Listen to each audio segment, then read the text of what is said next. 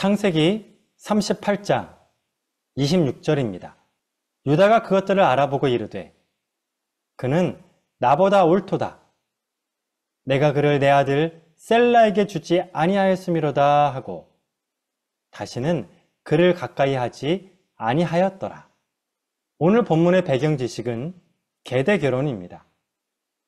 계대 결혼이란 어떤 여인이 결혼을 했는데 남편이 아들을 낳지 못하고 죽게 되면 죽은 남편의 형제들은 죽은 형제의 후손이 계속해서 이어질 수 있도록 아들을 대신 낳아주는 제도입니다.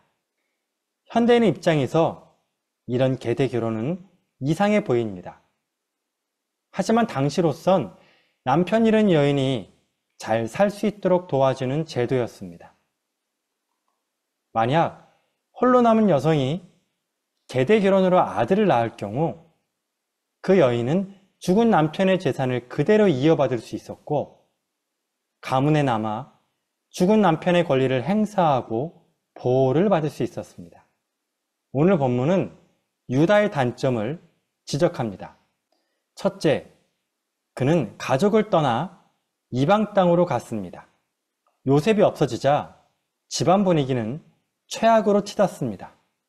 자식 잃은 슬픔에 야곱은 괴로워했고 11명의 형제들은 사이가 더 안 좋아졌습니다. 유다는 이런 형제들을 떠나서 이방 땅으로 떠납니다. 그곳에서 가나안 여인과 결혼하여 3명의 아들을 낳습니다. 둘째, 유다는 거짓말을 했습니다. 유다의 큰아들은 다말과 결혼을 합니다. 그러나 첫째가 아들이 없이 죽자 결국 둘째는 큰형을 대신해서 다말과 계대 결혼을 합니다. 그러나 둘째 아들은 이때 머리를 씁니다. 만약 다말이 임신했을 경우 다말이 낳은 아들은 큰형의 장자권과 재산을 2배로 받게 됩니다. 만약 다말이 임신을 하지 못한다면 자신은 큰형의 권리와 재산을 독차지할 수 있습니다. 그래서 둘째는 다말로부터 육체적인 쾌락만을 추구하고 땅에 설정하여 계대 결혼의 의무를 회피합니다. 둘째가 죽자 시아버지 유다는 다말에게 거짓말을 합니다. 셋째 아들 셀라가 성인이 되면 계대 결혼을 시켜줄 테니 잠시 친정으로 돌아가 기다리라고 약속을 합니다. 그러나 유다는 그 약속을 끝내 지키지 않았습니다. 셋째 유다는 내로남불했습니다. 유다의 아내가 죽자 그는 창녀와 잠자리를 가집니다. 잠자리의 대가로 염소 새끼를 약속했습니다. 자신의 수중에 염소 새끼가 없었기 때문에 약속의 담보물로 도장과 끈과 지팡이를 준 겁니다. 얼마 후 유다는 창녀를 찾아 염소와 담보물을 바꾸려 했지만 그는 창녀를 찾을 수가 없었습니다. 그렇게 3개월의 시간이 지난 뒤 어떤 사람으로부터 다말이 임신했다는 소식을 듣게 됩니다. 이때 유다는 이렇게 말합니다. 그를 끌어내어 불사르라. 창녀와 잔 유다가 임신한 다말을 불태워 죽이라고 심판한 겁니다.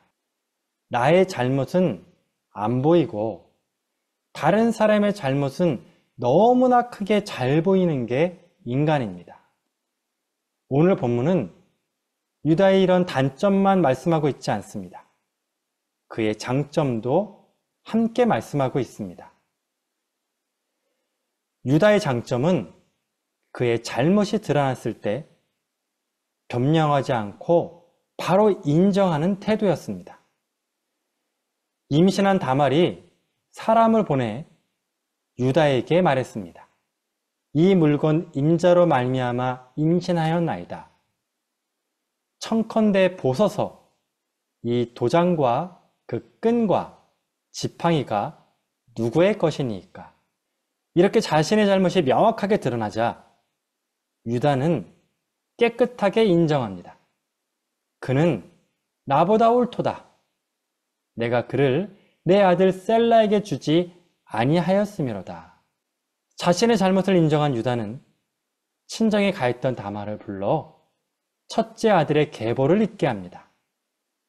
그리고 자신의 아버지 야곱의 집으로 다시 돌아갑니다. 누구나 잘못을 합니다. 실수도 합니다. 그러나 그 잘못이 드러났을 때 누구나 자신의 잘못을 인정하는 것은 아닙니다. 하나님이 찾는 사람은 실수가 없는 사람이 아닙니다. 하나님이 찾는 사람은 실수 없는 사람이 아니라 회개하는 사람입니다. 기도하겠습니다. 하나님 아버지, 신앙 공동체를 떠나지 않게 하옵소서. 공동체의 아픔을 나의 아픔으로, 공동체의 비전을 나의 비전으로 삼게 하여 주옵소서. 나의 잘못은 크게 보이게 하시고 다른 사람의 잘못은 보이지 않거나 오히려 장점만 보이게 하여 주옵소서. 또한 나의 잘못이 드러나면 숨지 않고 사람들 앞에서, 하나님 앞에서 용서를 구하게 하여 주옵소서. 예수님의 이름으로 기도드립니다. 아멘.